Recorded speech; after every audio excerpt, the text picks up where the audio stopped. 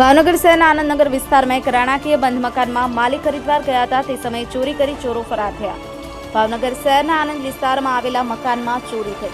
જ્યારે મકાન માલિક ખરીદવાર ગયા હતા તે સમયે સવારે વહેલા પાડોશી જાગી અને મકાન માલિકને ફોન કરી જણાવેલ કે તમે હરિદ્વારથી વહી આવ્યા। ત્યારે મકાન માલિકે ના પાડતા પાડોશીએ જણાવ્યું કે તમારા મકાનના દરવાજા ખુલ્લા છે અને પોલીસને જાણ કરાઈ હતી। ત્યારે મળતી માહિતી અનુસાર લાખો રૂપિયા અને સોનું ચાંદી ચોરી થઈ હોય તેવું જાણવા મળે।